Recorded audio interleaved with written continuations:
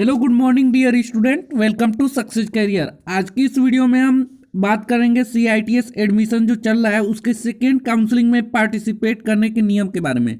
यानी कि कौन कौन से नियम आपको फॉलो करने पड़ेंगे सेकेंड काउंसलिंग में पार्टिसिपेट करने का, और साथ ही बात करेंगे कौन कौन पार्टिसिपेट कर सकते हैं सेकेंड काउंसलिंग में। इसकी संपूर्ण जानकारी इस वीडियो के माध्यम से आपको बताने वाले हैं, तो वीडियो को अंत तक बने रहिएगा। चलिए, यहाँ पे कुछ कमेंट आए हुए थे जो कि इस वीडियो को कंप्लीट करने के बाद इन सभी इंफॉर्मेशन, शायद आपकी भी ऐसी ही प्रॉब्लम हो सकती है। जो कमेंट आया है नेहा शर्मा का, ये जो कमेंट है नेहा शर्मा का वो है कि सर अगर प्रोविजनली एडमिशन और डॉक्यूमेंट वेरिफिकेशन करवा लेते हैं तो क्या उसके बाद हम सेकेंड काउंसलिंग में चूज फिलिंग कर सकते हैं। ठीक है, तो इस वीडियो को अंत तक देखने के बाद ये आपको जानकारी मिल जाएगी इसका भी।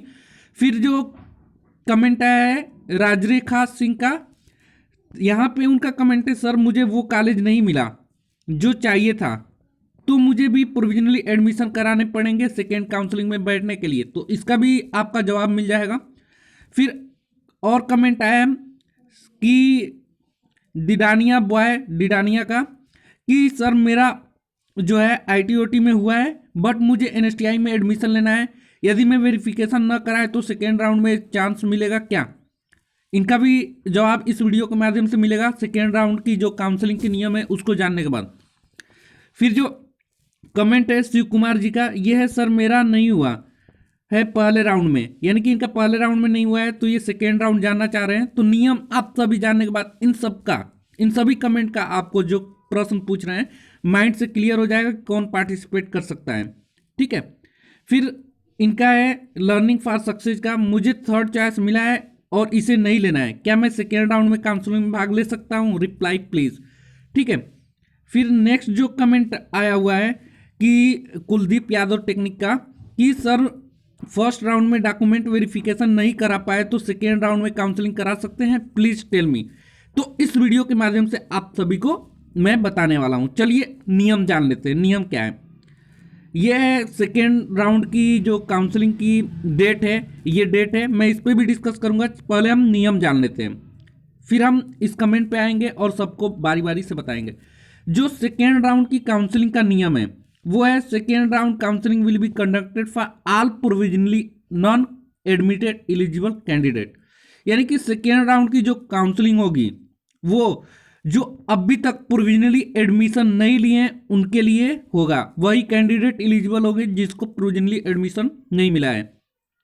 यानी कि ऐसे स्टूडेंट जिनका कॉलेज तो अलॉट हुआ है लेकिन प्रोविजनली एडमिशन नहीं करवाए, यानी कि डॉक्यूमेंट वेरिफिकेशन नहीं कराए। देखिए यहाँ पे दूसरे पॉइंट पे आइए, दिया second round counselling will be open for all seat.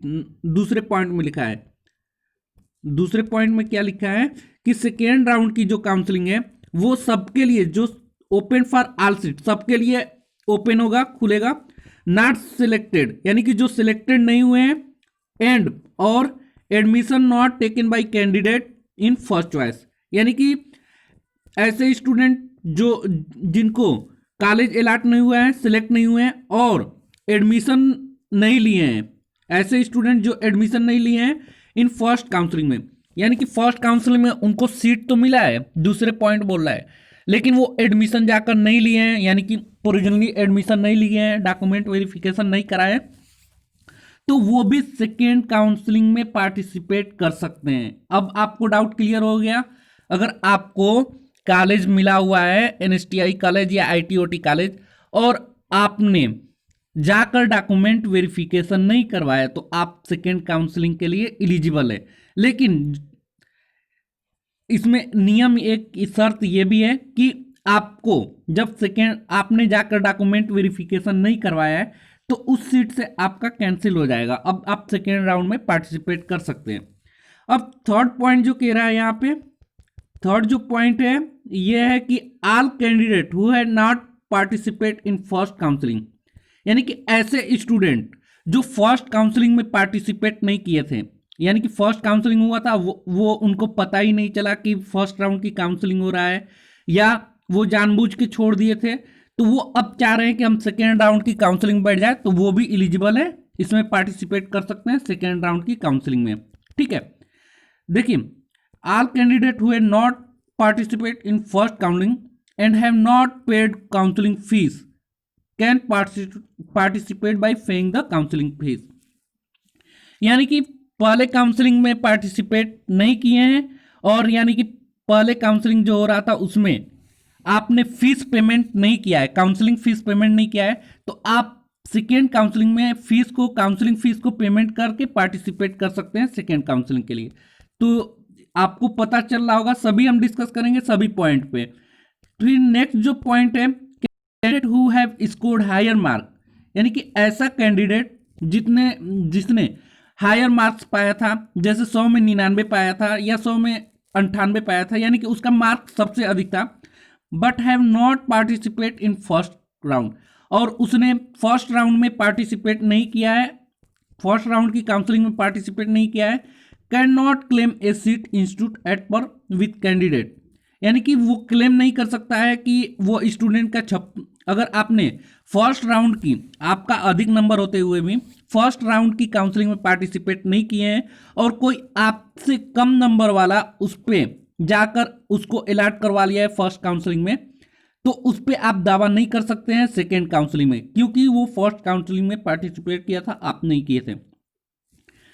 Who have got provisionally admission during the first round of counselling, यानी कि मान लीजिए आपका मार्क्स ज़्यादा है और मेरा मार्क्स कम है और मैंने फर्स्ट राउंड में काउंसलिंग में पार्टिसिपेट किया है, तो मेरा और जाकर मैंने डॉक्यूमेंट वेरिफिकेशन करा लिया है और आपका अधिक मार्क्स होते हुए भी फर्स्ट राउंड में पार्टिसिपेट नहीं किया था, तो मेरा कम नंबर होते हुए भी मुझे अलॉट हो जाएगा, तो आप उस पर दावा नहीं कर सकते बाद में कि मेरा कम नंबर होते हुए भी मुझे एडमिशन मिल गया और आपको नहीं मिला। इस पे दावा नहीं कर सकते क्योंकि आपने फर्स्ट काउंसलिंग में पार्टिसिपेट नहीं किया था।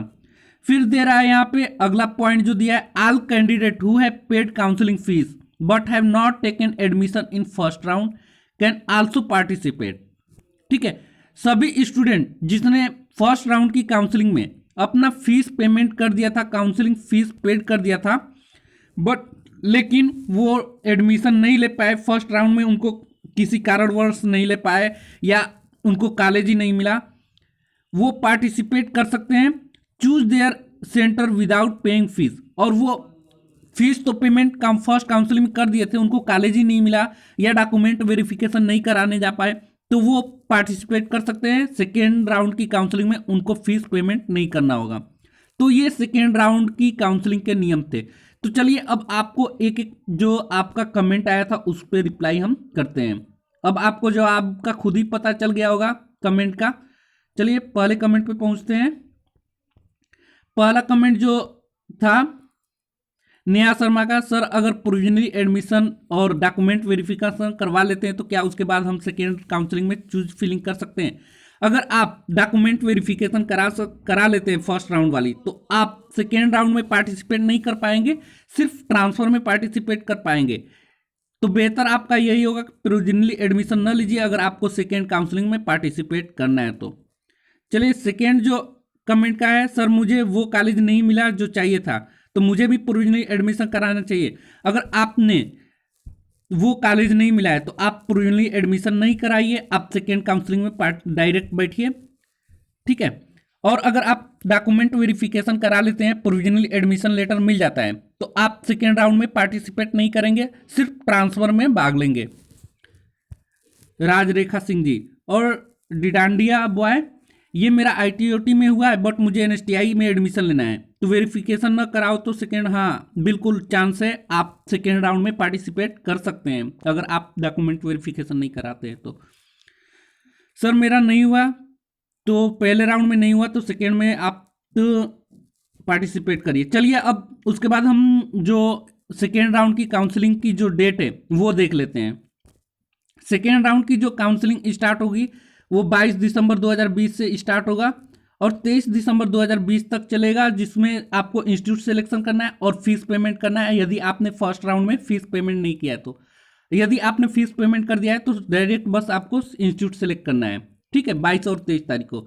24 तारीख को आपको रिजल्ट आ जाएगा और 24-26 आपका क्या चलेगा कि आपको नियरेस्ट NSTI में जाना है और अपना डॉक्यूमेंट वेरिफिकेशन कराना है और प्रोविजनली एडमिशन लेटर ले लेना है। इतना चीज़ें आपको करना है। और 27 दिसंबर को जब आपको प्रोविजनली एडमिशन लेटर मिल जाएगा तो 27 दिसंबर 2020 को आप ट्रांसफ़र प्रोसेस में पार्टिसिपेट करेंगे, जिस पे मैं वीडियो बना दूंगा कि कैसे आप ट्रांसफ़र लेंगे। तो ये डेट था सेकेंड फेज काउंसलिंग की। तो हमें उम्मीद है कि ये वीडियो आप सभी को पसंद आया होगा। सबकी जो भी प्रॉब्लम थी इस वीडियो के माध्यम से आपको सॉल्व हुआ होगा, क्योंकि मैं आप सबका कमेंट पढ़ता हूं, लेकिन इंडिविजुअली कमेंट का रिप्लाई कर पाना बहुत मुश्किल हो जाता है, क्योंकि कमेंट ज़्यादा आते रहते हैं। इसलिए मैं टेलीग्राम ग्रुप बनाया हुआ हूँ, उसमें ज्वाइन हो जाइए, उसमें चैटिंग चलेगा, हम डायरेक्ट आपसे चैट कर पाएंगे, या आप अपने दोस्तों से भी चैट कर पाएंगे, वहाँ पे सभी स्टूडेंट ज्वाइन हो रहे हैं। तो आज के लिए वीडियो में इतना ही। Thanks for watching this video guys. अगर कोई कमेंट रह जा रहा है या कोई भी चीज़ें आपको पूछना हो तो कमेंट में ज़रूर पूछे। Thanks for watching this video guys.